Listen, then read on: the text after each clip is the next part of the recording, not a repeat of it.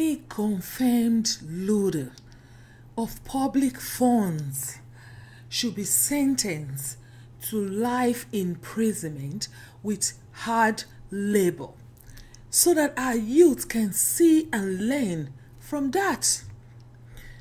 Encouragement of skills and talents should be taken into account, and inviting Africans educated and skilled in the diaspora to return home with their expertise to help build Africa.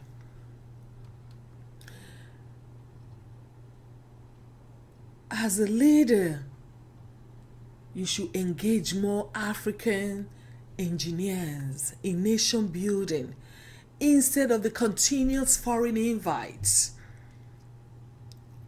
And that is why the first revolution will have to be internal to flush the system first. Imagine, since oil was discovered in Nigeria, and gold, diamond, and many other minerals in other African countries, it has been foreign companies who are handling and managing them for us. From mining to agriculture and even water are all managed by foreign companies. Nigeria, for a typical example, our petroleum is being drilled and managed by Shell, Setco Forest and their likes. And even local companies who are into oil and gas sector are owned by selected individuals who are allegedly given monopoly rights to enrich themselves and their families. And the major people who help in these local companies to drill oil too for this, private owned oil companies are still foreigners invited by these locals to come help them drill the oil. So, are you telling me we do not have African engineers who can handle things for us? But yet, parents borrow money to send their children to school to get an engineering degree that will not earn them a job. Oil was discovered over 50 years ago, and yet we cannot do it ourselves. Our leaders leave the affairs of our natural resources in the hands of foreigners, provided they give them their cuts. So these companies take all they need, declare what they want to us, pollute our lands, and take the raw products and materials to their countries, and then come back with the finished products and sell to us at a high price, while our engineers are watching like zombies. Yes, it is like what happened in South Africa after Mandela came into power. South African citizens were all complaining that Mandela would have taken all the lands and industries from white people and give it to the locals to manage. Instead, he retained them. Why? Because the locals do not know how to handle or operate these industries, and that would have been disastrous to South Africa's economy. However, that of South Africa is understood and cannot be correlated to what is happening in Nigeria, because there are people who are deprived of knowledge due to apartheid. But for us, what is our excuse? Ignorantly backward leaders with heavy reliance on foreign aid and destruction of self-confidence. Imagine we have petroleum, and yet we don't have electricity. Whereas the people we give petrol to have electricity non-stop in their countries. Yeah. What a shame.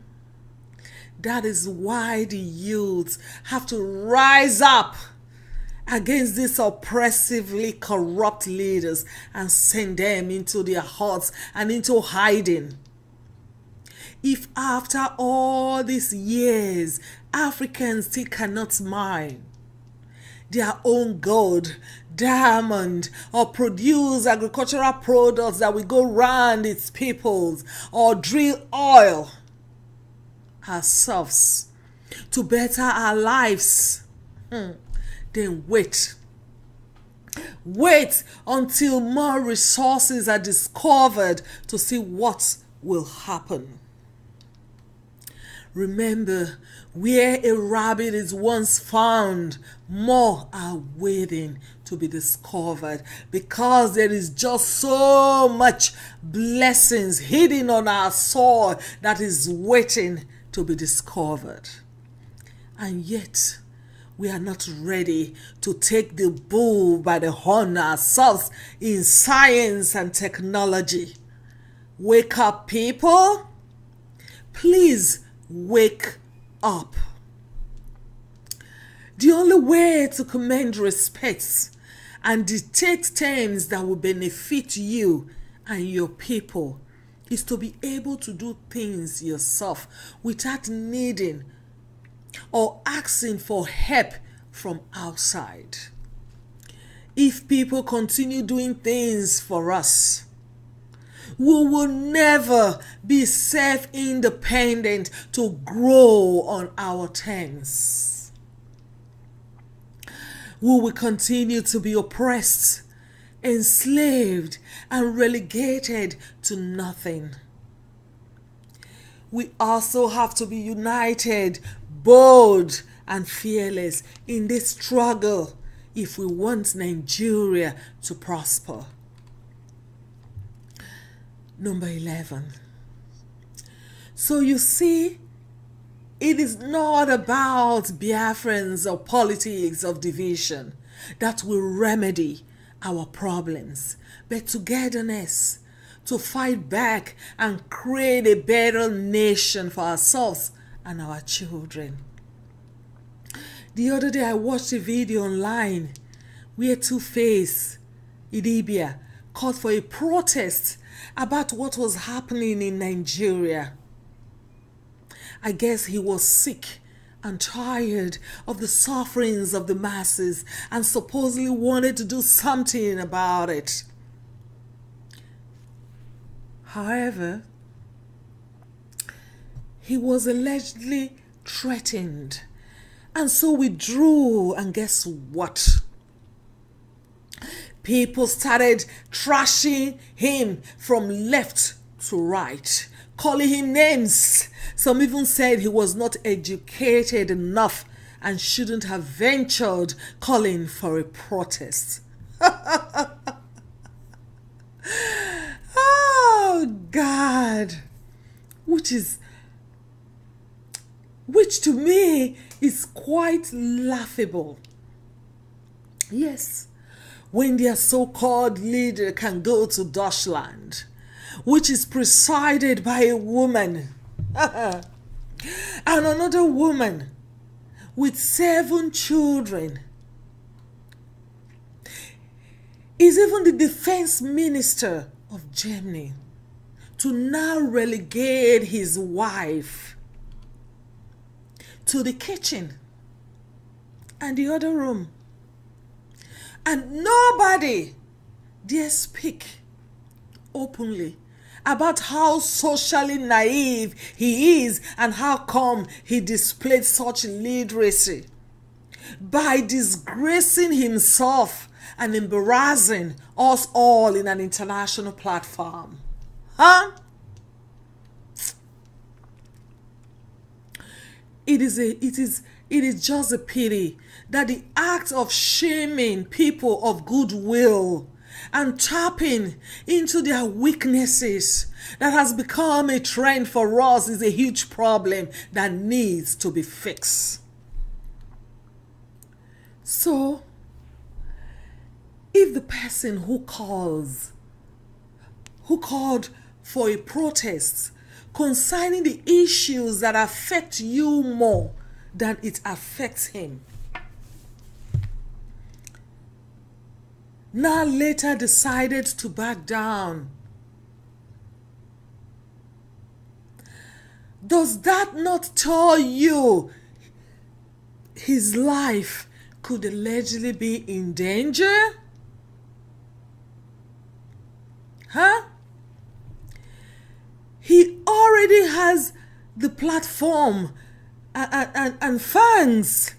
You all can still mobilize, and that may eventually give him the courage to face the consequences by joining you. In short, what a shame. What a system. I was so disappointed to see how folks responded. But